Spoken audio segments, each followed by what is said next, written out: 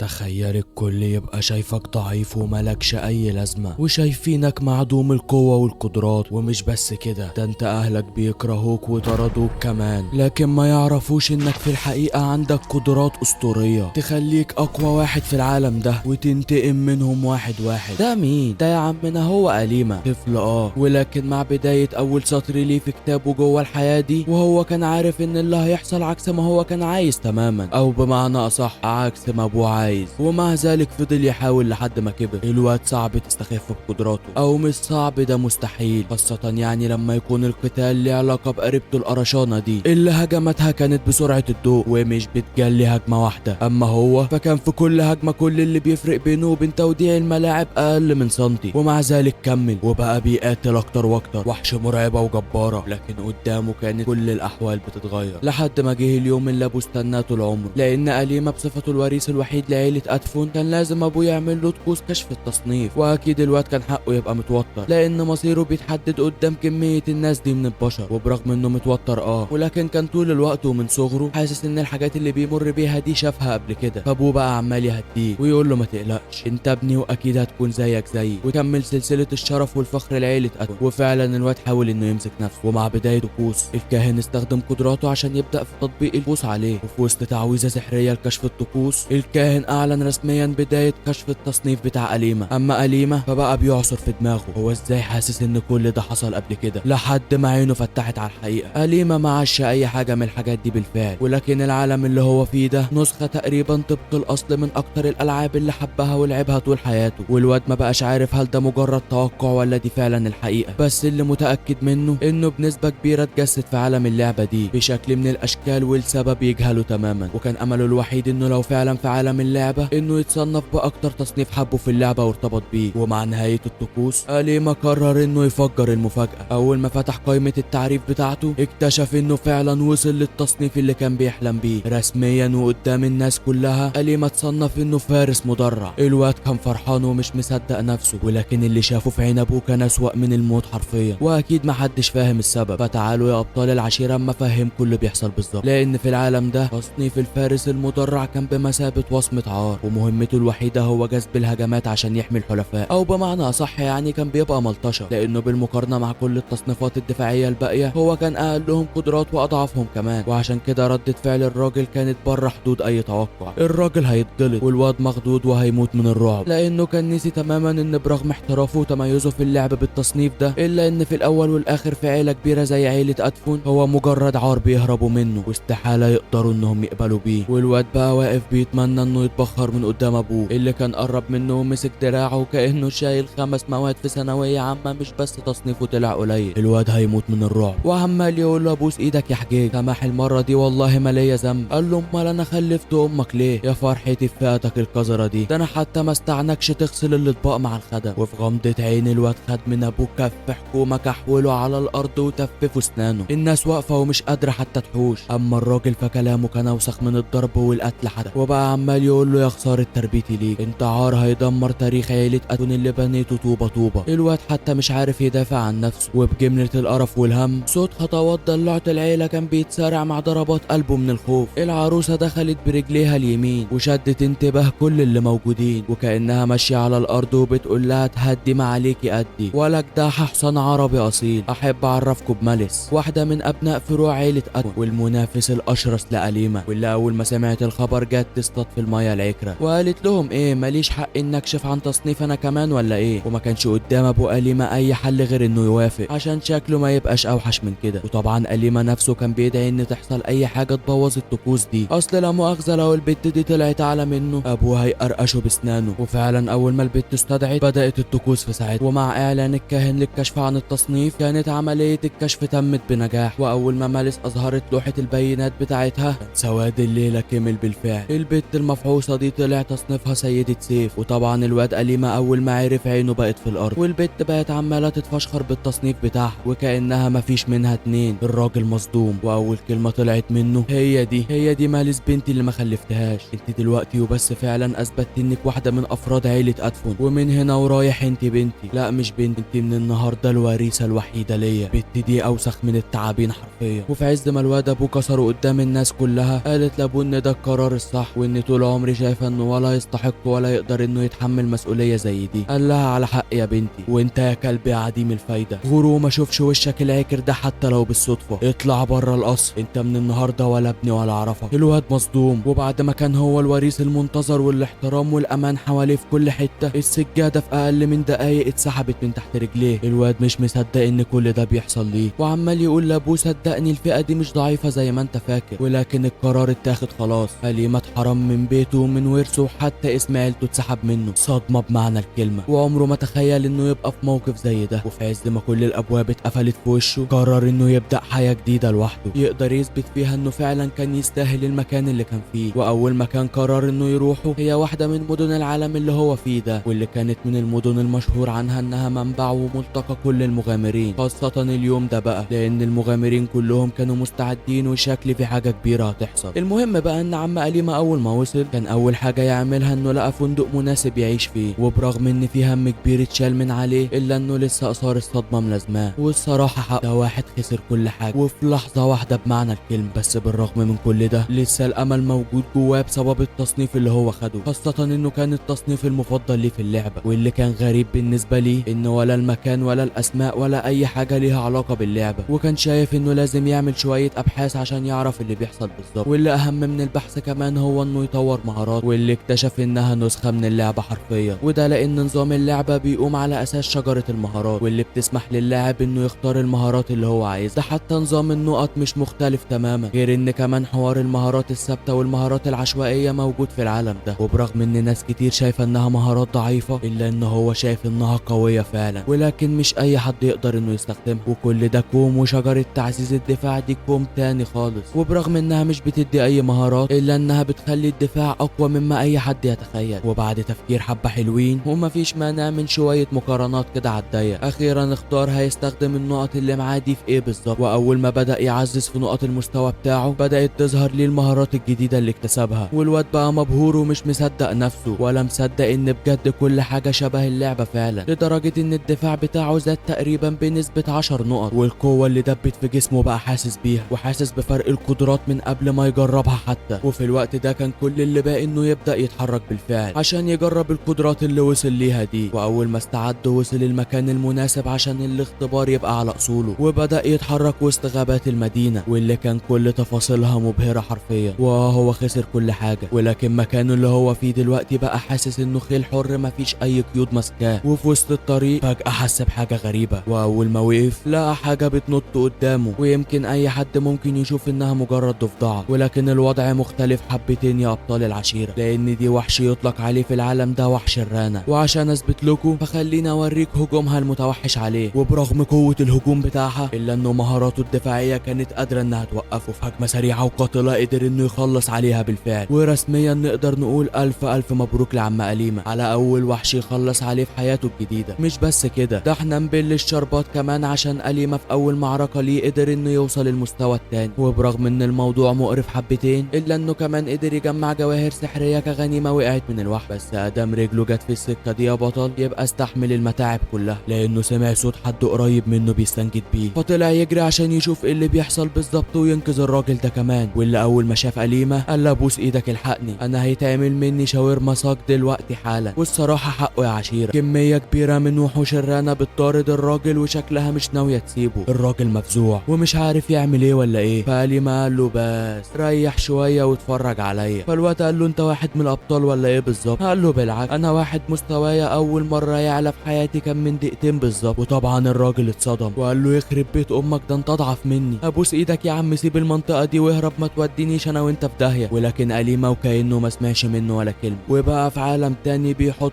فيه خطه مناسبه يخلص بيها على كل الوحوش دي، خاصه بقى انه يعرف تركايه محدش غيره يعرف، وان لو دفعته قدام هجوم خصمك بدفاع اقوى من هجومه هنا تبدا المهاره تتفعل والكلام الكبير يبدا. وفعلا بدا انه يستعد واستنى اللحظه اللي هيبدا فيها الهجوم، واللي كان شرس ومرعب بشكل قاتل. ولكن على مين؟ حائط دفاعي اقل ما يقال عليه انه ترسانه دفاعيه حرفيا اتصدى لكل الوحوش. والراجل مصدوم ووحش ورا التاني بيقعوا كانه بيصطادهم زي الدبان. وكانت النتيجه ارتفاع مرعب في القدرات الدفاعيه، وده لانه عارف وحوش اول مستوى كويس بسبب اللعبه. كانت المهارات اللي اختارها كلها مبنيه على الاساس ده، وكانت اهمهم هو الحائط اللي كان مهما الهجوم قوي قادر وقادر انه يتصدى ليه ويخلص على الوحوش كمان، عدد مهول من الوحوش اللي وقعت بسببه. الراجل التاني بقى مش فاهم هو مين اللي قدامه ده بالظبط، ولما سأله الواد كان لسه هيقول له انا أليمة أتون، بس في اللحظة دي افتكر كل كلمة ابوه قالها واللي عمله فيه، عشان كده قرر انه يغير كل حاجة، وكل فخر وراس مرفوعة في السماء قالها انا أليمة، انا الفارس المدرع أليمة. الحكاية ما خلصتش يا ابطال العشيرة، الحكاية لسه بتبدأ وبتحلو والطريق قدامنا لسه طويل. فتفتكروا هل فعلا أليمة هيقدر يثبت للعالم كله انه صح وقد التحدي اللي بدأه ده، ولا كلام ابوه هيطلع حقيقي وهيفشل ويبقى عار على كل حد قريب منه؟ وده اللي هنعرفه في حكاية أليمة الفارس المدرع. فلو عجبتك الحكاية ما تنساش تعمل لايك وتنزل تثبت حضورك في الكومنتات، والاهم من ده كله هو انك تعمل اشتراك وتفعل زرار الجرس عشان تبقى من اوائل ابطال العشيرة. فخليك واحد من الابطال وخلوا عشيرتنا تحتل اليوتيوب. اشوفكوا الانمي الجاي.